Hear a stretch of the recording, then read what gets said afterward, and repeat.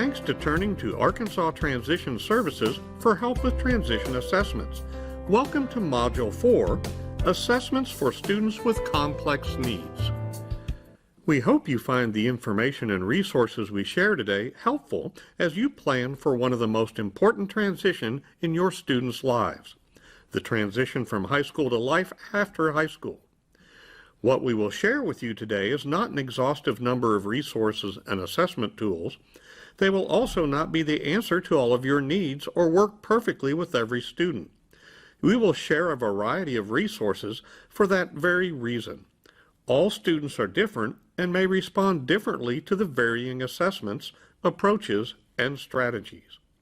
The best thing you can do for your students is take time to review the resources and try them. We hope we inspire you to do that in this module. We all know that the Individuals with Disabilities Education Act mandates that post-secondary goals for employment, education and training, and independent living as needed are established, and a plan for working towards these goals is in place by the time a student with disabilities reaches the age of 16. Notice the law does not state if your student has complex needs, you do not have to establish a goal for employment or education and training. Nor does it say, if your student has multiple disabilities or complex needs, the law changes and you have more flexibility. The law is the law, plain and simple. It does not change based on the student's disability. Every student who has an IEP must follow the same mandates for transition regardless of their disability. We know that the process can be a bit more challenging when students are medically fragile, have multiple disabilities, or have cognitive disabilities. This does not mean they have less rights. It just means we may have to do a little more work to get the information we need from transition assessments. It means we might have to think outside the box a little more. It also means we might need to raise our expectations as well. If we truly believe that all individuals are capable of work, then we must find the work that best suits their preferences, interests, needs, and strengths. Remember PINs? Perhaps you are aware of the staggering percentages of competitive employment among individuals with cognitive disabilities versus competitive employment among those without disabilities. The competitive employment rate for individuals with cognitive disabilities is 27.2%, ages 16 to 64. And it only goes down in Arkansas. For individuals without disabilities in the same age group, the competitive employment rate is 66%. We must gather the most helpful information in order to support our students with complex needs if we want to see that 27.2% increase. When we raise our expectations of students and support them, we let them know we believe they can reach their goals. We also help change the perception of those within our communities, which can allow for many more opportunities for students with complex needs. We never want to put limitations on what our students can do. We must give them opportunities to show us what they can do.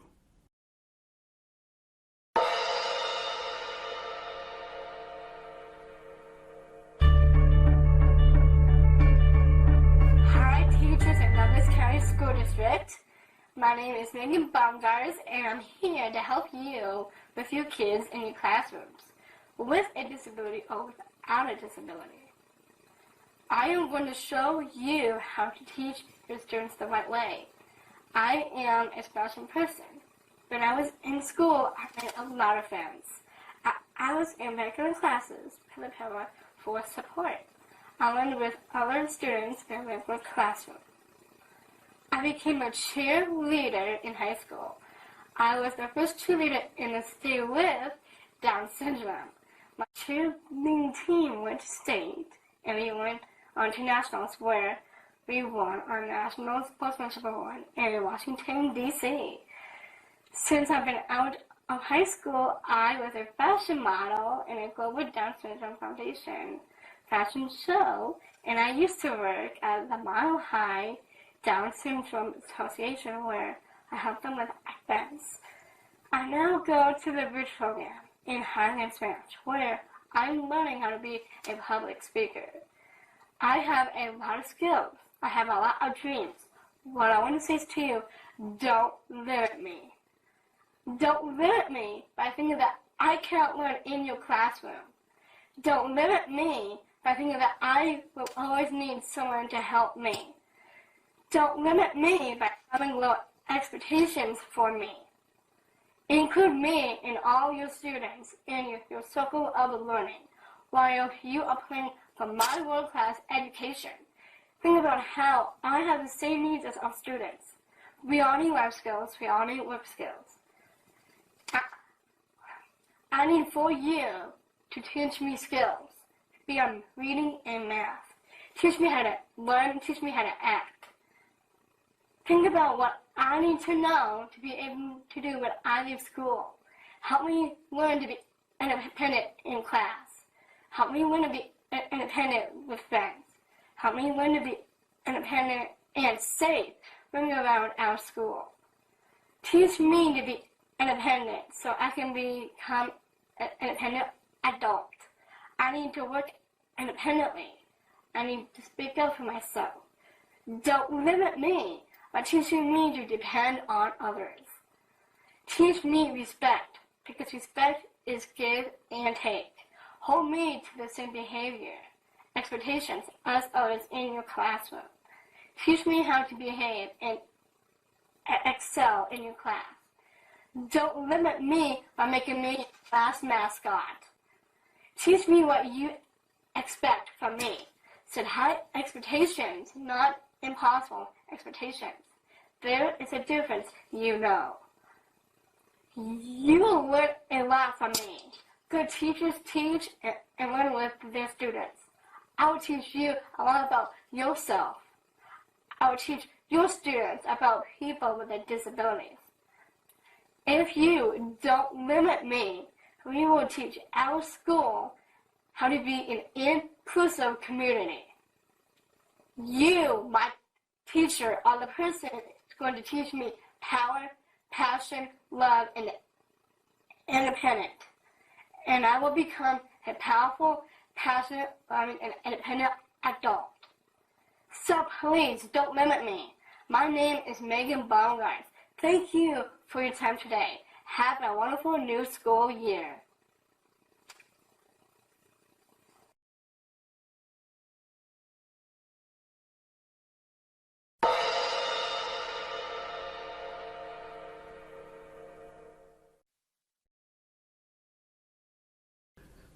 Work does not have to be an 8-hour day, 40-hour-a-week job. We definitely know it does not have to mean going to an office. It might mean 10 hours a week or an hour a day, if that's what is feasible for a student. The point is, work can look different for different people. We don't want the transition process to force students into a job that's the easiest for us to put them in. We want the process to lead us to the job that matches not only their skill level, but their preferences, interests, and needs as well. That process is not different from other students. It's just helpful to know of some additional tools and strategies. Our goal for this module is to share some of those resources in regards to the transition assessment process to help your team develop the most effective and meaningful plan that leads your student to positive post-school outcomes. One of the most important things to include in the transition process is collaboration. Collaborating with other professionals, community members, and agencies to get the information you need can be one of the most effective aspects of meaningful planning. This is what leads to a seamless transition. We'll talk about some of the ways you can collaborate with others in the assessment process in this module. One of the easiest ways is to look at who knows and works with your student. Do they receive occupational therapy, physical therapy? Maybe they receive speech therapy or have a personal aide. These can all be resources for important information on your student. Take, for example, the student who definitely wanted to work but was nonverbal with some issues with fine motor skills and received OT. Through including the OT in the assessment process, they determined that work on hand-eye coordination in order for the student to use their communication device while at work would help lead to employment success. Although areas of interest are critical to meaningful goals, this kind of information can also be learned during the assessment process. Remember that just because you must go through the same transition process of assessing for preferences, interests, needs, and strengths, that doesn't mean you can't ask some different questions. When it comes to assessing students with complex needs, we have to ask more questions and what information we need to effectively plan. Upon initially working with your team to develop a transition plan for your student, consider these questions. Can the young adult express interests? If no, get information from parents and caregivers to develop a transition plan. What special health care needs do they have? What can the young adult accomplish without assistance? Taking these and other questions into consideration can get you jump-started on thinking outside the box. Remember the selection process we mentioned in the previous modules? That process is helpful for all students with disabilities.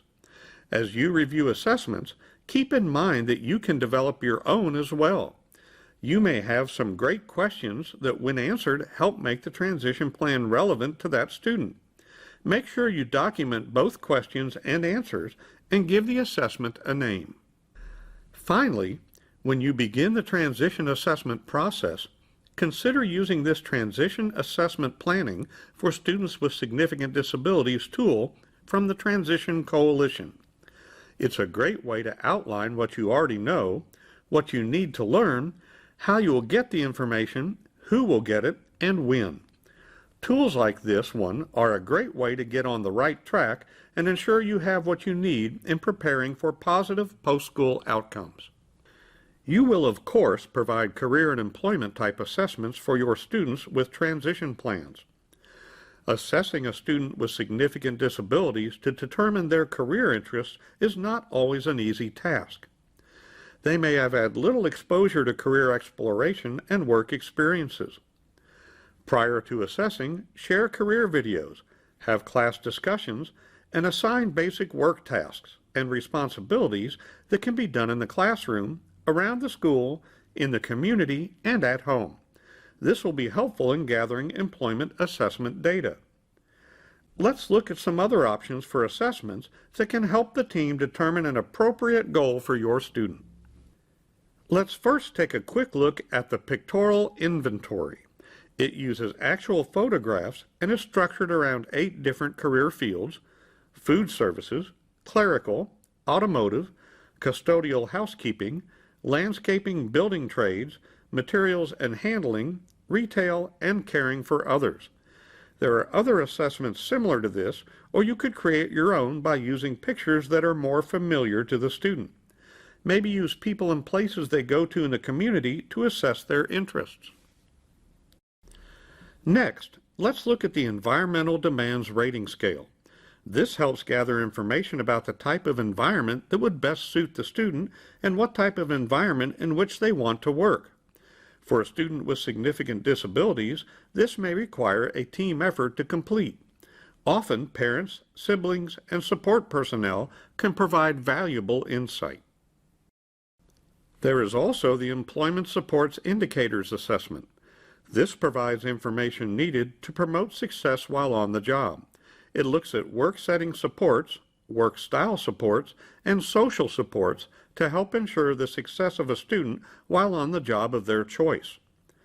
This tool also helps us remember that if we think about how we can combine their skills with any supports they need to conquer deficit areas, they can be successful while on the job. When you take time to review assessments and find the one that gives the information you need, you can move on to establishing an appropriate measurable goal and then implement activities to work towards that goal. When working to determine the appropriate education or training needed for a student with complex needs, you actually have many options. You can use the process of observation and assess the student in authentic environments to gain an understanding of where their current skill set is and what additional instruction is needed for the student to do the job as independently as possible. A task analysis can be used to identify the steps of specific jobs, which you can then observe to measure how able the student is to complete the steps of each task with or without assistance. This is a great way to assess the skills of a student in an area in which they are interested. You can use a paper-pencil task analysis such as this one. Or you could utilize an app such as CanPlan.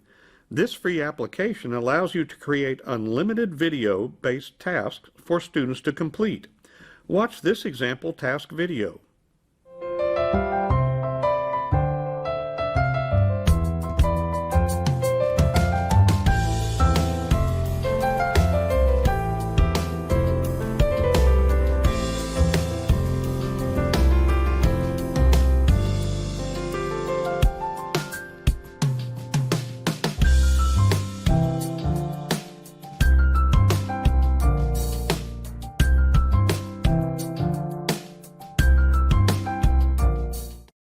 Another option for assessing in this area is the Employability Life Skills Assessment. This assessment assists you in identifying the student's current functioning in the following areas: self-help, general work habits, task-related skills, quantity of work, quality of work, relationship with supervisor-teacher, and work attitudes. Having this information can guide you as to what kind of training the student will need to succeed in employment and in independent living. Just a reminder that the tools within this module are only a sampling of what is available, and we encourage you to continue to explore. Another area that must be assessed for transition planning is independent living community participation. Assessing in this area can help determine how the student will successfully navigate his or her way through the community of their choice. This goal area is not only about where or with whom the student will reside. The IEP team must take into how they will live as independently as possible, get around in the community, and take care of themselves in general and in different situations and environments. The Parent Transition Survey is one way of getting great information in the area for students with complex needs. When parents complete this survey, it will help us better understand the parent's expectation for the student's future. The survey provides vital information that can lead to successful transition planning. Not all the sections or choices in this survey may be directly relevant to the student, but parents are asked to complete those sections that best reflect their concerns and thoughts about adult life for their student. Another assessment, Adolescent Autonomy, was developed by the Youth in Transition Project. It allows users to rate independent living skills by indicating what the student can already do, needs practice doing, or plans to start.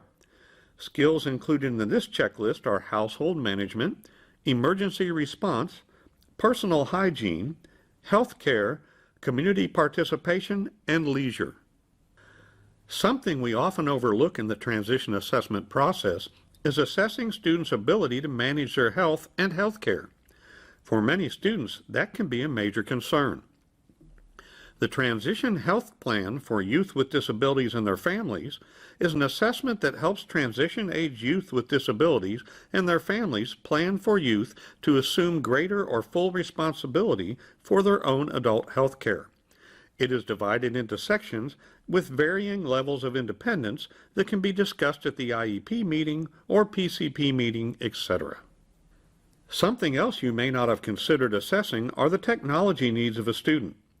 The Assistive Technology, AT protocol, reviews the student's assistive technology needs.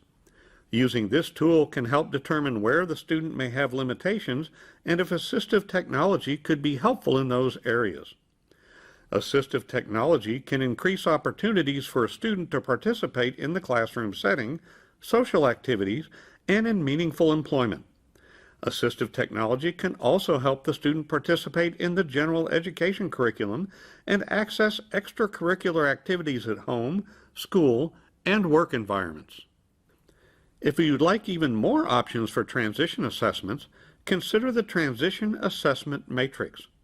It was developed for secondary education transition teachers by the Indiana Northeast Cadre of Transition Leaders and the Indiana Secondary Transition Resource Center. Assessments included in the matrix have either been created by the Resource Center, are available online, or are those for which permission has been received from the original publisher. The matrix also has access to authentic assessments. These simple tools allow you to capture transition-related services and activities happening in the classroom during community-based instruction, in a career technical education classroom or program, and throughout a student's school year. Authentic assessments can help inform transition and transition IEP decision-making. You can also find authentic assessments on the Arkansas Transition Services website. Using the Transition Assessment Matrix, choose variables to narrow down your transition assessment choices. You can choose the topic area you're hoping to assess, employment, education training, independent living, the grade level of student you are working with, 6 to 8, 9 to 10, 11 to 12, assessments in Spanish or Burmese, assessments for students with high support needs. Select more than one option to broaden your search. The matrix will bring up all of the assessments that match your selected criterion. Person-centered planning is an approach to transition planning through a mapping process and helps people with disabilities plan for their future. In person-centered planning, groups of people focus on an individual and that person's vision of what they would like to do in the future. This person-centered team meets to identify opportunities for the focus person to develop personal relationships, participate in the community, increase control over their own lives, and develop the skills and abilities needed to achieve these goals. Maps are made that cover information in all three transition domains: career employment, education training, and independent living community participation. From those maps, an action plan is made that helps lead the student to achieving their goals. Person-centered planning requires the commitment of a team of individuals who know and care about the focus person. These individuals act to make sure that the strategies discussed in planning meetings are implemented. Who are these individuals? The focus person and people who know and work with them.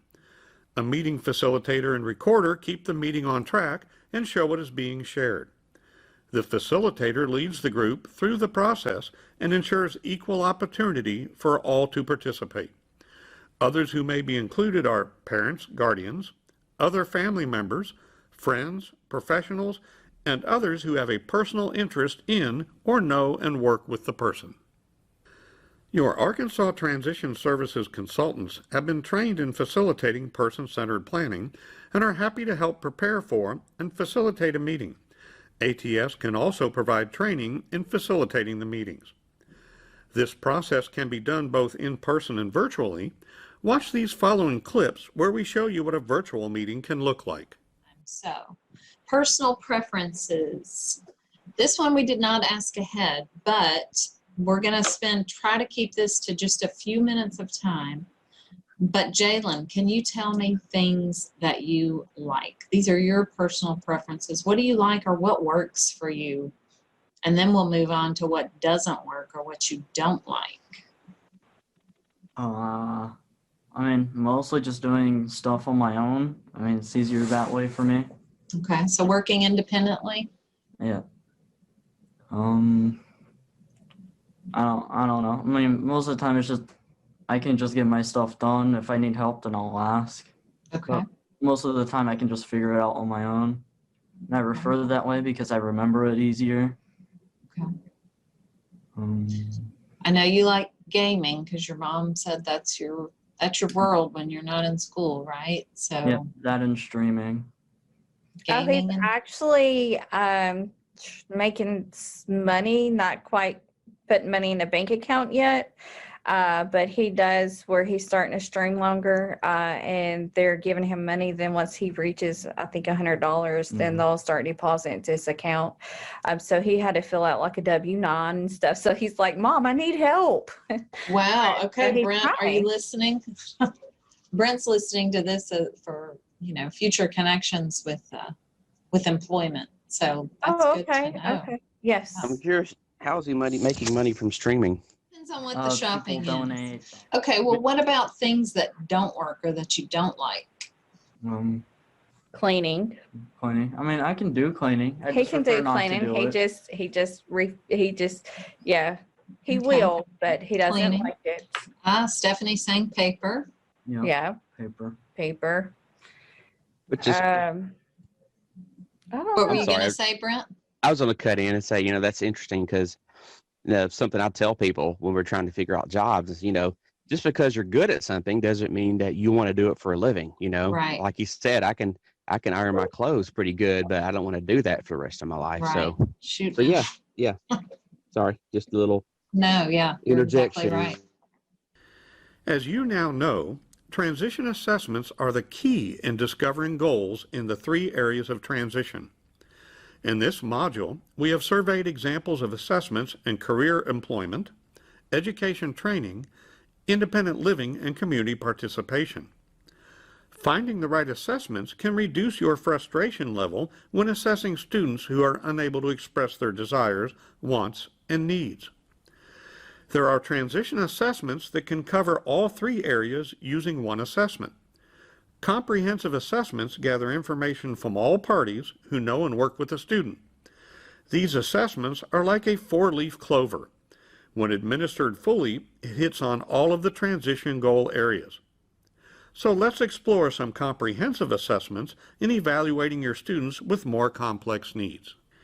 The Community-Based Skills Assessment, Developing a Personalized Transition Plan, is a free assessment that covers 8 critical areas of functional life skills. The areas covered are career path and employment, self-determination advocacy, health and safety, peer relationships, socialization and social communication, community participation and personal finance, transportation, leisure recreation, and home living skills. This assessment can be completed through observations, conducting an interview, or on paper. Parents and professionals can use this one assessment to address all of the goal areas to assist in writing meaningful goals for their students. This is available on our website under the Assessing Tools page, and then under the Comprehensive Assessments or Assessments for Students with Complex Needs. Another comprehensive assessment you can check out is the Enderle-Severson Transition Rating Scale, which provides assessments for learners with mild, moderate, and severe multiple disabilities. Both parents and professionals can use these instruments to address the preferences, interests, needs, and strengths of the learner.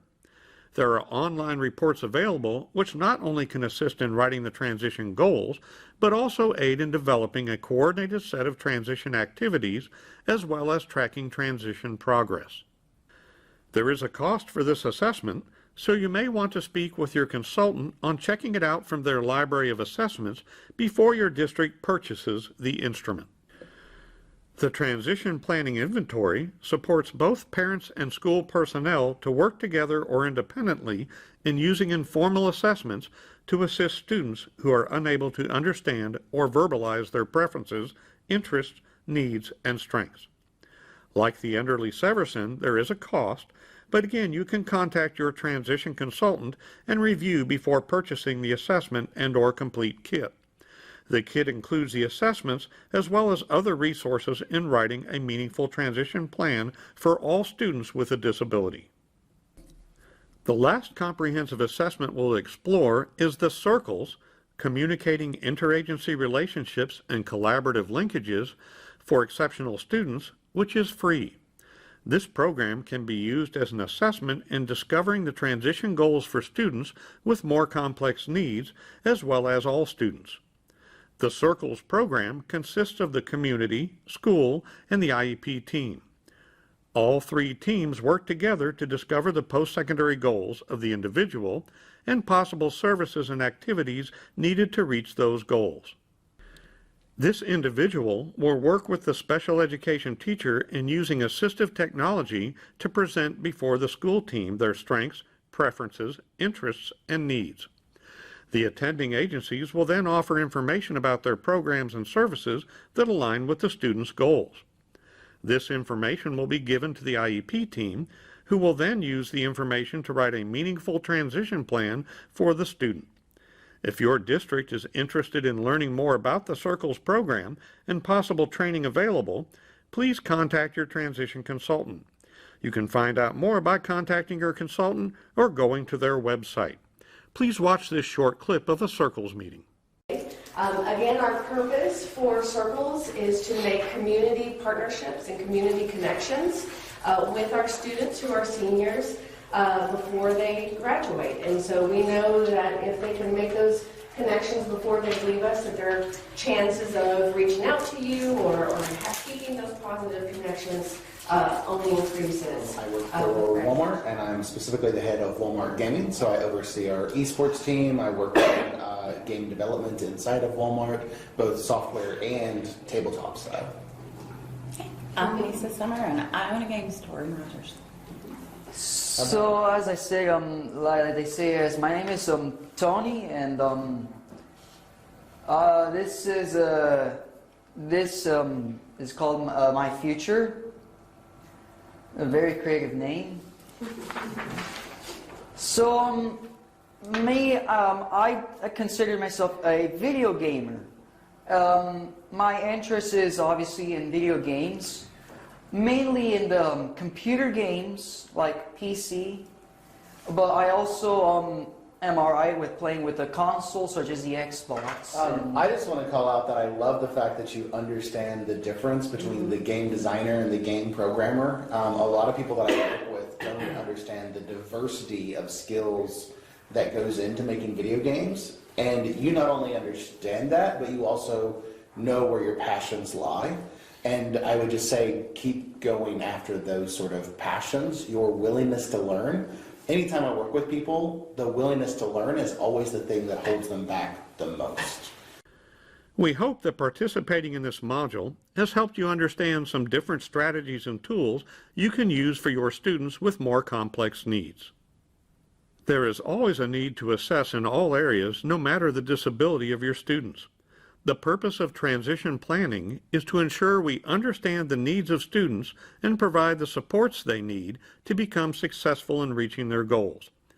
Keep in mind how becoming familiar with a variety of assessments can help you select the best tool for your students and bring the best and most positive post-school outcomes. Thank you for taking some time to learn more about how you can develop more meaningful transition plans with your students. Don't forget to explore all that we have to offer on our website. Remember, when you begin the transition assessment process, talk to your transition consultant to see how we can help. You will be glad you didn't wait until the week before it's time to hold IEP meetings.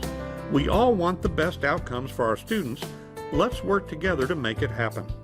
We are there for virtually all your transition needs. Please take a minute or so to let us know how we did. We know these times are unprecedented, and we are working to accommodate the needs you have in learning more about secondary transition. We will be sending you an evaluation, and we thank you for completing it. Have a great day.